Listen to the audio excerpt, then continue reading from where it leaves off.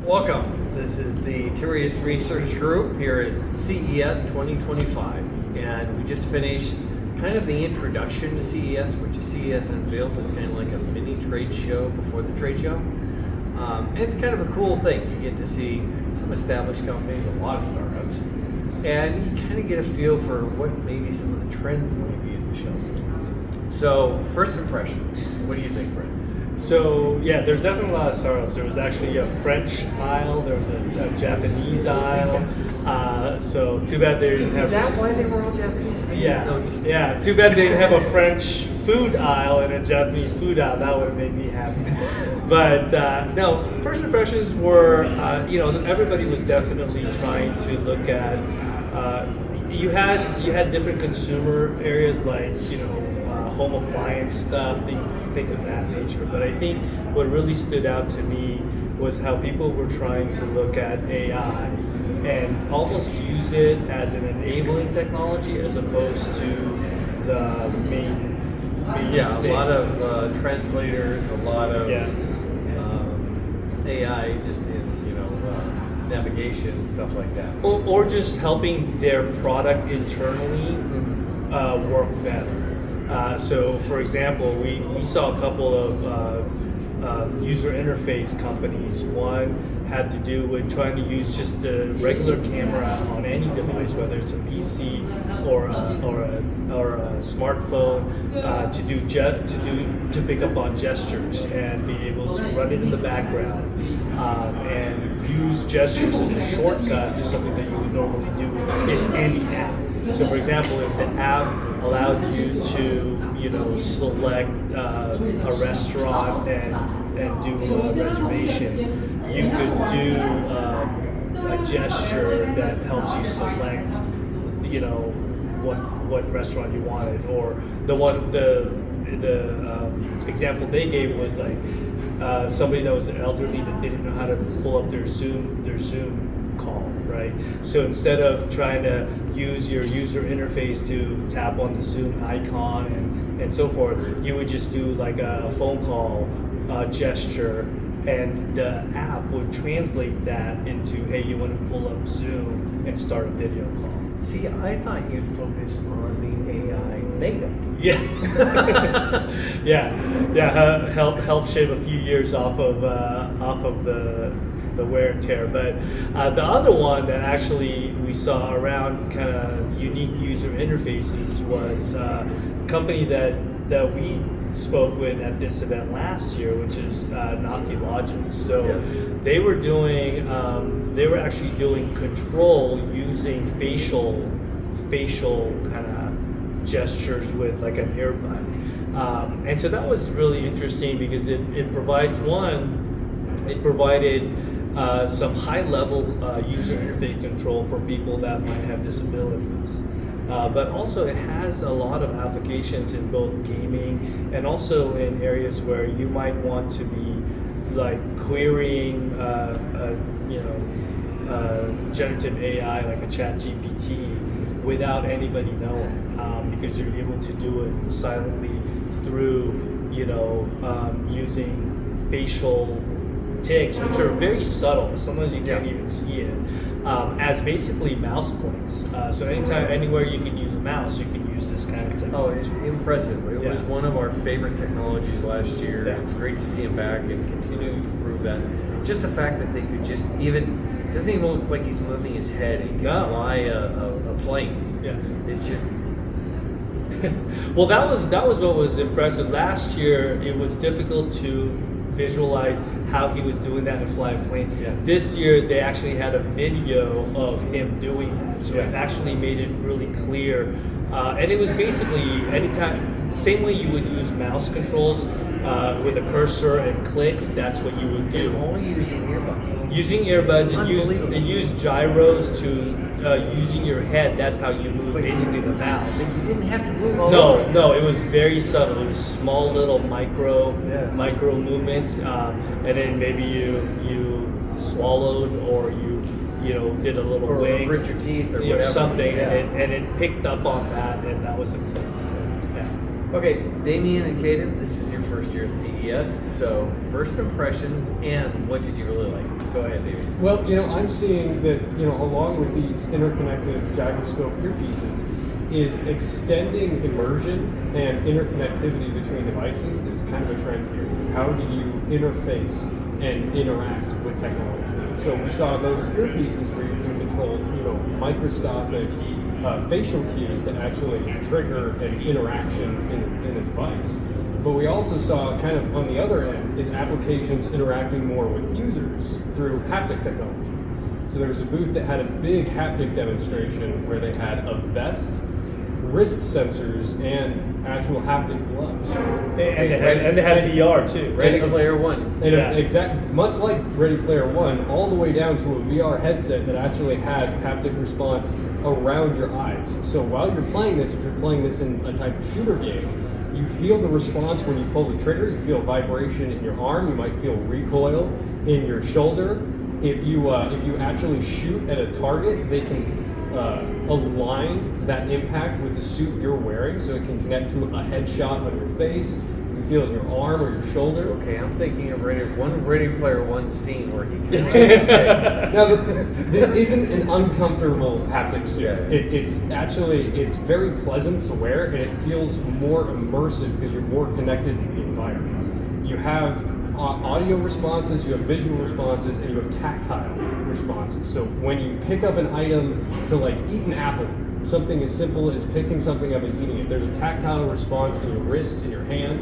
When you pick up the item, there's kind of a crunching response in your face. You feel micro vibrations as you chew or you simulate chew. If you were to put on a backpack, they actually built functionality for you to simulate placing things in your backpack. So you can pick up an item and actually do the motion to store it in your inventory instead of having something as simple as a hotkey that instantly does the action for you. You have a little bit more of that interaction to actually place it. And then when you pick it up, there's a haptic response. When you place it in the backpack, there's a haptic response.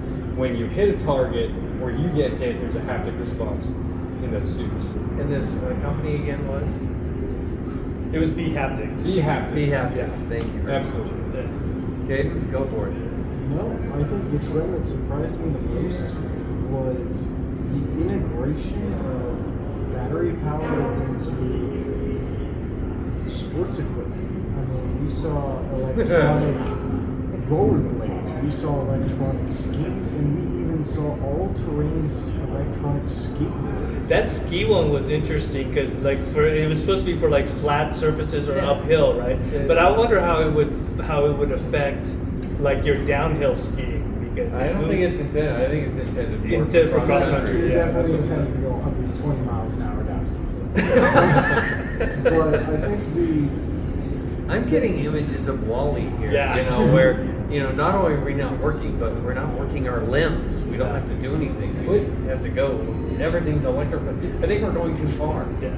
You kind of see that everywhere, is how simple can we make these interactions, right down to we don't even have to design intuitive systems if the users can create their own hotkeys that recognize commands. You don't have to have an intuitive system to answer the phone. But we should at least have to work our legs and our arms. Come on, people. Anyway, go ahead, Caiden. No, but I believe I was most impressed by the spatial computing, and especially the AR glasses that are displayed here today. I mean, that's my primary field of interest, and I believe it was a company called Rokit that presented an AR glass system that was almost wireless. It did have a hand control that was wired to the headset, but it was light, it was compact, it was discreet. It's kind of like a puck. Yeah. It was, and it was comfortable to wear. They had multiple models. You had 3 displays that you could interact with, both through the puck that you held in your hand, and you were able to interact with it through hand gestures that it would recognize. And what I especially appreciated about that was that it was designed specifically to be able to use outside.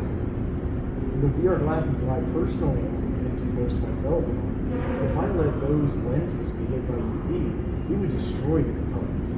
So the ability to use these AR glasses outside while in a restaurant or on the beach is actually really cool. And that shows a level of commitment to development that I haven't seen before. And it was multimodal.